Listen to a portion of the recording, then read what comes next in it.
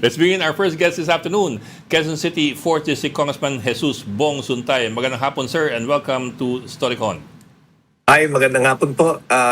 Manny, magandang hapon sa inyong dalawa. Yes, sir. Magandang hapon, Congressman Suntay. Thank you for joining us, sir. Kamusta Sir, po kayo? Mabuti naman, mabuti naman. Thank you for asking. Sir, some people were thrown off by what they say were off-color remarks that you apparently made kanina doon sa impeachment proceedings. What prompted that remark about Ms. Ann Oh. Curtis? That was an analogy. You know, yun nga yung sinasabi ko eh. You know, that was an analogy kasi meron silang statement na ina-attribute kay VP Sara as part of yung allegations ng impeachment complaint na one time raw ewan ko, may statement raw si Inday Sara na pertaining to the president na nandun siya sa eskwela, nakita niya yung batang naghihirap, tapos na-imagine raw niya na parang gusto raw niyang putulan ng ulo si Pugutan ng ulo. presidente. Ganyan. Now, ang niraise ni Congressman Rufus Rodriguez, imagination and desire are not impeachable offense. You cannot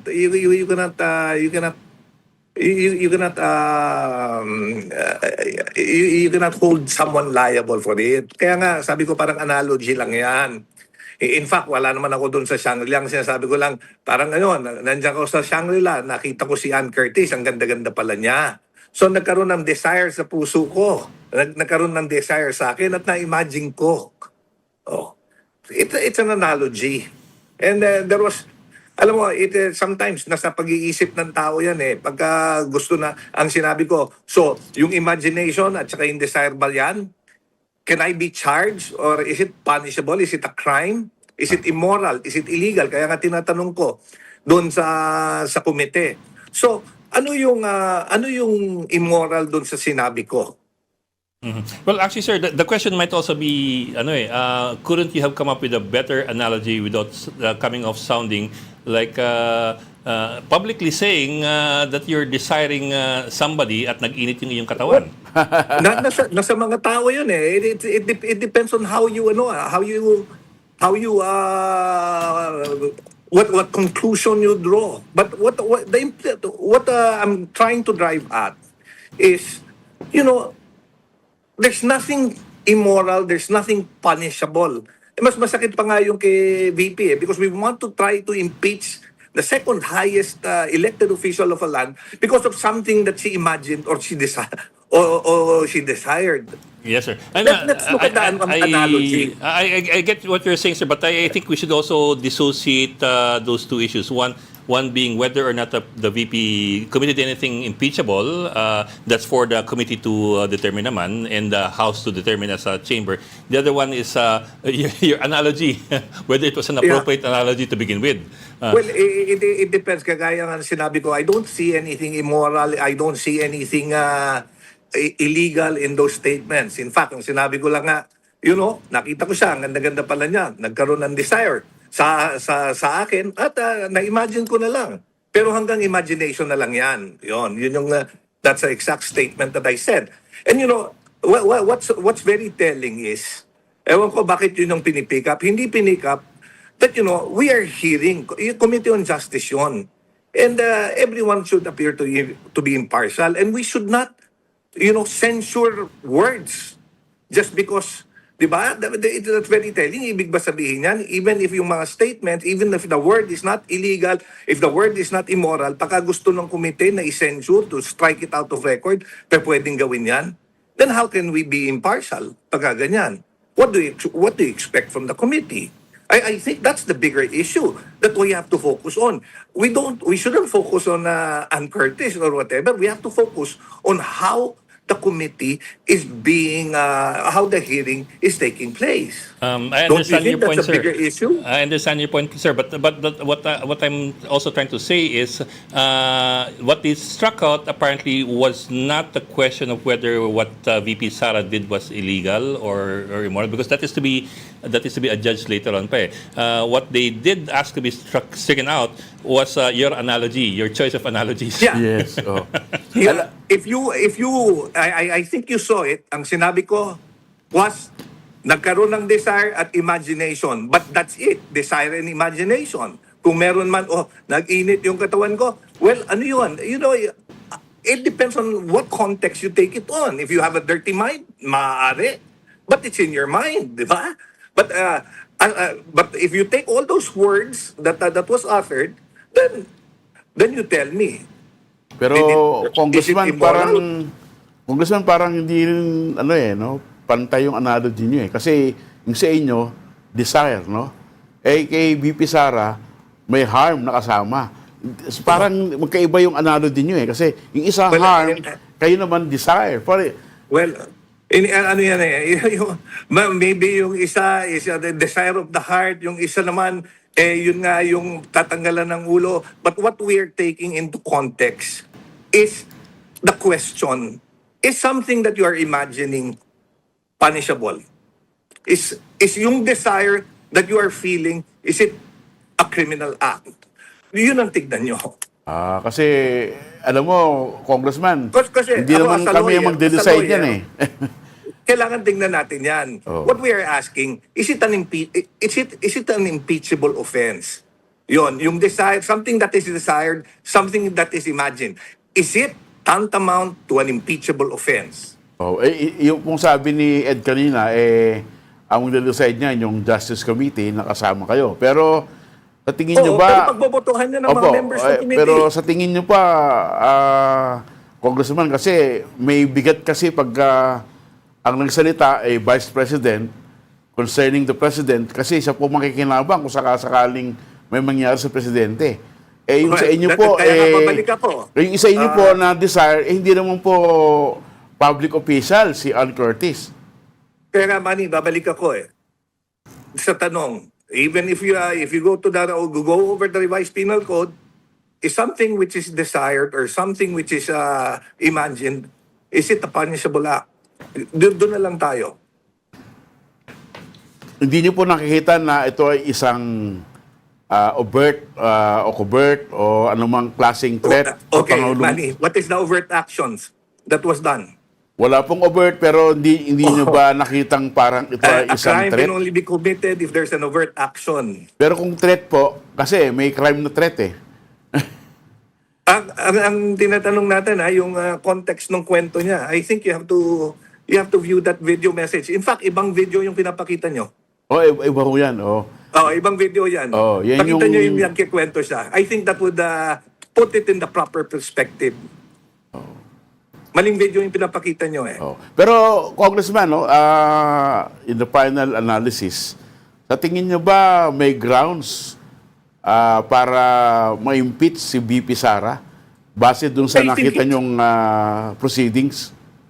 I think it's up to the members of the committee to decide kung paano yung appreciation nila doon sa mga allegations. Now, ang lagi ko ngang sinasabi, because I was also there, I was sitting when we were hearing the impeachment complaint kay President Bongbong Marcos. In fact, I voted that the complaint was not sufficient in substance. Kaya nga lagi kong ang pinapaalala sa lahat. The same parameters, the same na ginamit namin when we determined the sufficiency in form and substance ng impeachment complaint against the President should also be used against the Vice President. Meaning to say, the sauce for the goose is also the sauce for the gander. So that hindi kami, lest we be accused of being biased.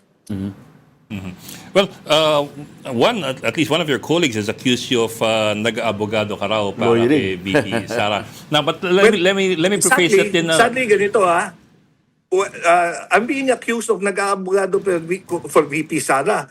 But no one is pero when during the hearing nung kay President Bongbong Marcos, why wasn't anyone being accused of nag-aabogado for the president? We have to be fair. I'm Actually, trying sir- to be objective, Yes, as sir. objective as possible. Actually, what I meant to say was you're being accused of nag-abogado for VP Sara, but on the other hand naman, I think that it's the right of every congressman to have a position on this issue. Whether I it's think that's true. I believe my vote since the 18th Congress on measures will show my stand, that I always take a principled stand on what I believe. I think I have a record that would show that. Anyway, sir, yun nga, like I was saying, it's a right and a prerogative of every member of Congress to have a position on this matter, because in the end, you will be voting depending on, of course, your beliefs and your principles individually. So that's right. That's actually not my that's not actually not my question. My question really had to do naman talaga to begin with whether or not that was the appropriate analogy. Well, I think, alam mo, I believe, syempre, magkakaiba tayong paniwala. I think the more important question is to seek for fairness. Mas malaki yung implication ng impeachment proceeding kaysa sa analogy between Ann Curtis and whoever. I think, alam mo, we owe it to the Filipino people. Let's talk about the impeachment proceeding. Let's talk about how the deliberations are moving. I think yan ang mas importante sa mga tao, especially given the situation that we are in now. Diba? Don't you think so? That mainstream media and the media per se should has that responsibility na let's inform the Filipino people of the more important things that is happening in Congress. Yes, sir, and I agree with that. But at the same time, conversely, you guys are on air. Yeah. You guys are And on air. sadly, You guys alam are mo, live, and we- you also have the responsibility to Yeah. make the Oo, proper kaya nga comparisons. I'm saying, if you feel that what I said was immoral, then I would like to ask which particular word was immoral. I'm not saying morality is a tricky thing. It's a very subjective thing. That's But right. let me also point out that your use of your choice of words, nagiinit ang iyong katawan at ini-imagine mo ang kung anong pwede mangyari. That Tapos anong sinabing ng dulo? Pero hanggang imagination lang yan. yes sir. Ah. Yes sir. But So, was that Okay, now If you were Ann Curtis, how would you feel? Even assuming that whole context, there's nothing wrong. Kasi, in fact, there was nothing even sexual doon sa statement na yon. It depends on but- how you That's analyze subjective. it. Sige sir, anyway, I don't want to go into a discussion on morality because that should that should not be one of the things we have to negotiate or discuss. Yeah, I agree with you. It's I just agree with you. it's just Totally agree with it's just a question lang of whether it was appropriate or not. Kasi let me put it this way: if you were Ann Curtis or if Ann Curtis were your relative, you might feel Offended. differently. Oh. It depends on how you view it. It depends on kung ano yung kung ano yung pag-iisip ng tao. Pero don't you think, Congressman, you owe Ann Curtis an apology for using her? Sabi ko, ang ganda-ganda niya. And I think she should take it as a compliment that I feel and I believe that she's very beautiful. Dun sa aspect na yun. Pero dun sa nagiinit yung katawan. Well, mainit dito sa Pilipinas. Diba? Sir naman, Palagay ko- you do know that's not what you meant, and anybody can Palagay tell you ko- that. No, but you're attributing something that I may not have meant. Diba? So what did you mean when you said nagiinit ang you're coming iyong... into a conclusion. When you said nagiinit kayo, what did you mean then? As I mentioned, it was an analogy. Yes, sir. It was An not analogy. even a real situation. It was not even a real situation. So you never really saw Ann Curtis. No, it was not even a real situation. Diba? Okay. Kaya nga hindi ko maintindihan kung bakit it was an imaginary situation. Kaya nga sinabi ko, Sir- imagination and desire. Sir, the words you chose kanina, nakita niyo si Ann Curtis. Hindi niyo sinabi na imagine niyo nakita niyo si Sabi Ann ko, Curtis. parang nung nakita ko si Ann Curtis sa Shangri-La, it's not a real it's not a real event. No, you said I saw Ann Curtis sa Shangri-La. Yeah, but it doesn't mean it was a real event. So I imagination was nyo lang. making up the situation, the Okay, scenario. maybe sir, you should have been clear I was there making because up the scenario. Kasi nga, Okay, analogy. Imagination okay, lang. sige. Well, I suppose we've taken up enough time already with this back and forth on what you're now saying was an imaginary Imagination. meeting as well Yeah. or encounter with Miss Ann Curtis, although that did not come across as imaginary in your soundbite a while ago. But anyway, sir, maraming salamat for joining us this afternoon, Congressman Okay. Jesus Bong Maraming Suntay, salamat. Thank you, for District Congressman. of Quezon City.